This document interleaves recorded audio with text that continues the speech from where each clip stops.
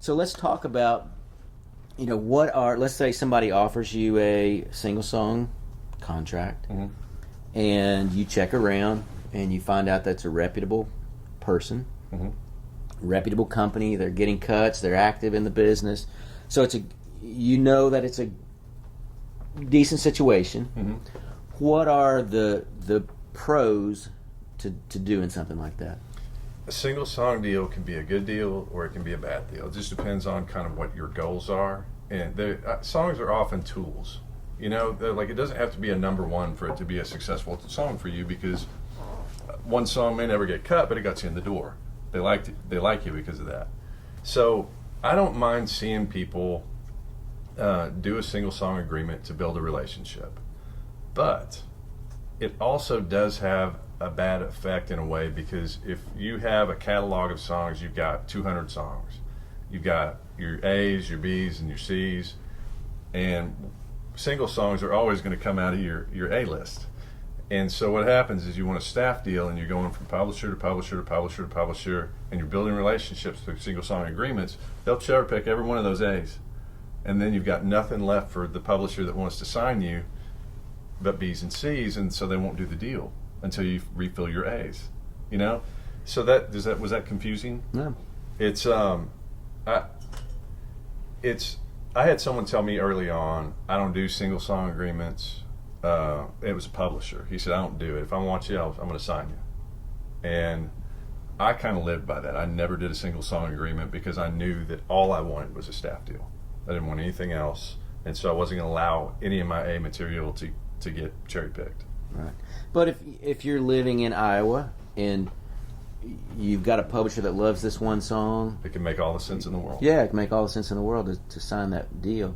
What are some of the things that you hope would be in that contract? So if it's a contract that's kind of a level playing field, what are some of the deal points that are going to be in that? Well, there's always going to be a reversion of some sort. Your ability to get the song back to you if they're not successful. A lot of times that's not in there, but it should be every time. You don't want to just sign it over, and often it is 100% of the copyright. You sign that over and you just never get it back, and it's just in their vault and it's unloved and unpitched and all that. I don't think there's a lot of good that comes out of that. So I like to see some sort of reversion, and that comes in different flavors too. Sometimes it just reverts. Sometimes it reverts if you pay the demo costs. Sometimes, that can look a lot of different ways, but as long as there's a reversion, I'm okay with that. But it's a deal breaker for me. Otherwise, I will always at least advise against it if there's no reversion clause, and inform the client, but who can then make a decision for themselves. But what else? I like it. I like to see any kind of accountability from the publisher if they're going to notify you of holds and pitches and things like that. Generally, the contracting party is going to leave themselves as obligation free as possible, and a lot of them, the pitching process is so weird and organic that it doesn't lend itself to spreadsheeting.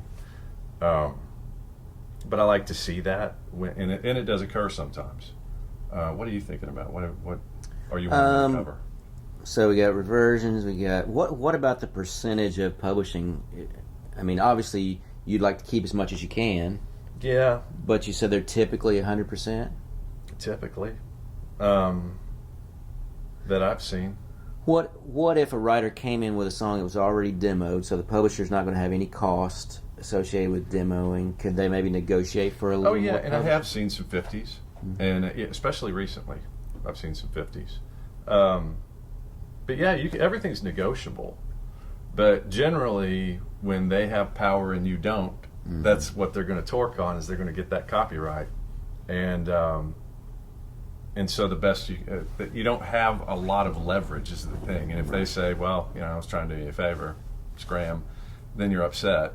Right. So yeah, but also don't be afraid to stand up for yourself. Don't be afraid. Especially if you are, if you're walking in, you've got a song and they love it, and they say we'll demo this, we'll pay for the demo, and but we want 100% of your publishing. We really believe we can pitch this to X, Y, Z.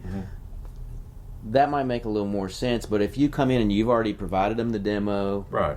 and you've got maybe some other pieces in play already for yourself, you got to go, well, what am I getting from this that's going to be worth 100% of the publishing?